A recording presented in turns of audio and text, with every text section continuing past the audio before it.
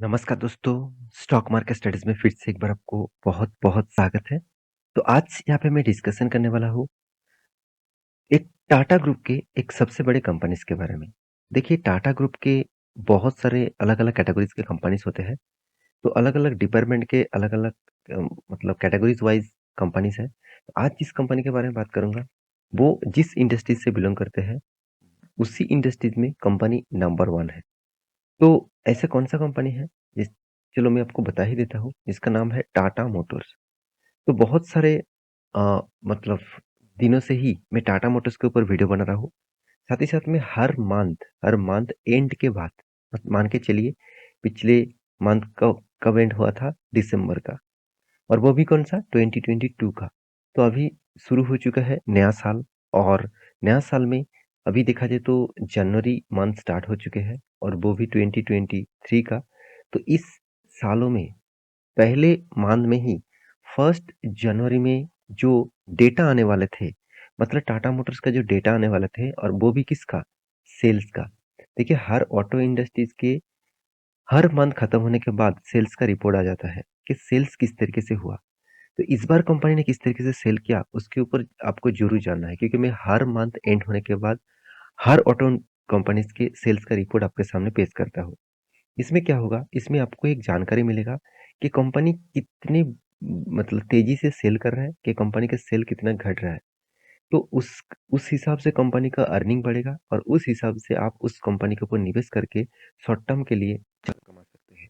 तो वीडियो को पूरा लास्ट तक देखिएगा और अभी तक चैनल को सब्सक्राइब नहीं किया तो ज़रूर कर लीजिएगा क्योंकि इस तरीके से इन्फॉर्मेशन फाइंड आउट करके मैं आपके सामने लेके आऊँगा और टेलीग्राम को भी जॉइन कर सकते हैं। नीचे सारे लिंक्स अवेलेबल है। और साथ ही साथ आप मेरे नया सीरीज़ शॉर्ट वीडियोज़ को मत देखने के लिए भूलिए क्योंकि यहाँ पे आपको बहुत कुछ सीखने को और जानने को मिलेगा। तो चलो देख लेते हैं आज के स्टॉक के बारे में। सबसे पहले मैं देखिए बीएससी की वेबसाइट से इस डेटा को डाउनलोड किया हूँ। आप एनएससी की वेबसाइट से भी कर सकते हैं। देखिए बीएससी और एनएससी दोनों में ही आपको इस तरीके से डेटा अपलोड होने देखने को मिलेगा। तो यहाँ पे क्या बताया जा रहा है? Press release Tata motors sales quarter three का जो सेल्स का रिपोर्ट है, यहाँ पे भी क्वार्टर थ्री का रिजल्ट आने वाला है। साथ ही साथ कंपनी के मंथ के एंड के बाद सेल्स का रिपोर्ट भी आ चुके हैं। तो चलो वो रिपोर्ट क्या है वो आपको मैं यहाँ पे दिखा देता हूँ। तो रिपोर्ट दिखाने से पहले मैं यहाँ पे आपको एक डेटा दिखा रहा हूँ। आप देख सकते हैं 1 जनवरी में इस डेटा आया था। तो देखिए टाटा मोटर्स यहाँ पे देखिए रीजनिंग्स नंबर 2 इन दिसंबर 2022 सेल्स यहाँ पे देखिए पंच, टियागो एंड हरिहर। मतलब टाटा मोटर्स ने अच्छा खासा सेल किया और वो भी कौन सा गाड़ियां में आप देखेंगे पंच, टियागो एंड हरिहर। इस तीनों गाड़ियों में ज़्यादा से ज़्यादा कंपनी का सेल्स को देखने को मिला। तो यहाँ पे आप ध्यान से देखिएगा कितना सेल्स हुआ है। चलो मैं वे अभी आपको उसी चीज़ के बारे में यहाँ पे बता कर मतलब दिखा देता हूँ। आप देख सकते हैं टोटल डोमेस्टिक सेल मतलब इंडिया में जितने सारे गाड़ियाँ बेचा गया उनके हिसाब से देखा जाए तो 77,997 यूनिट। यहाँ पे कोई अमाउंट के बात हो नहीं हो रहा है, यहाँ पे यूनिट के बारे में बात किया जा रहा है। इसका मतलब इतना यूनिट बेचा गया है, इतना यूनिट बेचा गया है। और दिसंबर 2021 में कितना 66,300 यूनिट बेचा गया। इसका मतलब 10% का ग्रोथ हुआ। ऑब्वियसली आप कहेंगे सर 10% कितना और ग्रोथ होगा? 10% भी बहुत ज़्यादा होता है। करीबन देखा जाए तो 1000 से भी ज़्यादा यूनिट्स यहाँ पे ज़्यादा बेचा गया। तो एक पॉजिटिव साइन है कोई भी कंपनी के लिए। और ईयर ऑफ ईयर बेसिस देखा जाए तो साल भर की जो ग्रोथ हुआ है 17.7%। अभी देखना है कंपनी कौन सा गाड़ी कितने में मतलब कितने अमाउंट में बेचा है, सॉरी कितने क्वांटिटी में बेचा है। देखिए एमएचसीवी, तो एमएचसीवी जो गाड़ियां है इसका वो 10,800 यूनिट बेचा गया, जो पिछले बार था 8,100, करीबन 34%।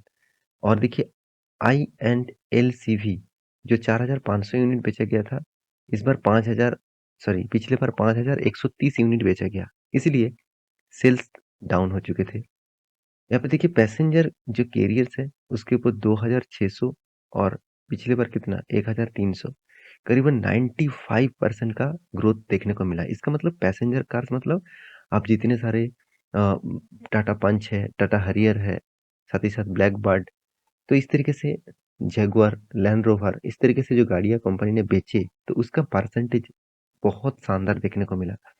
साथ ही साथ टोटल जो एक्सपोर्ट किया है, एक्सपोर्ट के मामले में पिछले कुछ मंथ में ही देखा जा रहा है कि कंपनी का एक्सपोर्ट लगातार गिरते जा रहा है। सिर्फ यही कंपनी में नहीं, हर कोई कंपनी का एक्सपोर्ट रिपोर्ट कंटिन्यूअसली गिरते जा रहा है। इसके पीछे एक ही कारण है, इस गिरावट के पीछे एक ही कारण है, वो है वर्ल्ड बेसिस जो अभी सिचुएशन क्रिएट हुआ है, उस बेसिस से देखा जाए तो यहाँ पे एक्सपोर्ट के मामले में डेटा ऑब्वियसली बहुत खराब है। मतलब बाहर की कंट्री में माल उतना ज़्यादा बेचा नहीं जा रहा है। तो इसीलिए टोटल जो सीवीज है, उस हिसाब से देखा जाए तो कंपनी का सेल्स यहाँ पे डाउन है।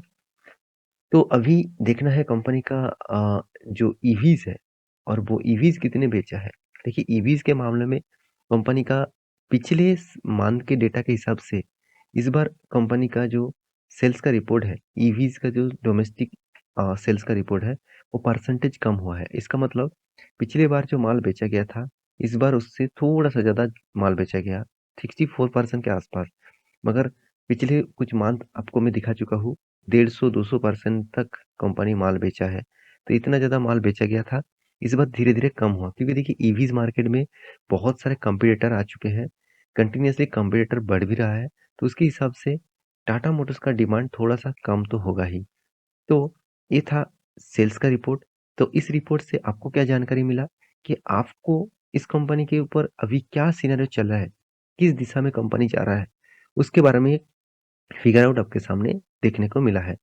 तो ज़रूर कहूँगा आप इस तरीके से डेटा को ज़रूर देखिए, बाकी कंपनी के सेल्स की रिपोर्ट आने दीजिए, उसके ऊपर पे मैं डिटेल्स वीडियो बना के दूँगा। देखिए आप अगर स्टॉक मार्केट में कंटिन्यूअसली रहना चाहते हैं, तो इस तरीके से डेटा को आपको हमेशा देखना होगा। इस तरीके से डेटा फाइंड आउट करके आपको देखने का मेन रीज़न है, आप जिस कंपनी के ऊपर निवेश करके रखे हैं, उस कंपनी किस बेसिस में परफॉर्मेंस कर रहा है, वो जानकारी आपको मिलता रहेंगे। तो चलो कंपनी का एक बार चार्ट पैटर्न आपको दिखा देता हूँ, किस दिशा में है। देखिए मैं ध्यान से चार्ट पैटर्न को देखना, मुझे जो चार्ट पैटर्न दिख रहा है, थोड़ा-सा वीकनेस है। वीकनेस किस तरीके से है? देखिए, मैं अगर इस डेटा को क्लियरली आपको बता दूँ, तो यहाँ पे एक चीज़ आप ध्यान से रखिएगा, यहाँ पे जो हायर लेवल है, यहाँ पे प्रीवियस जो हाई था, उस उस बेसिस से एक मतलब रेंज को ड्रॉ किया गया है।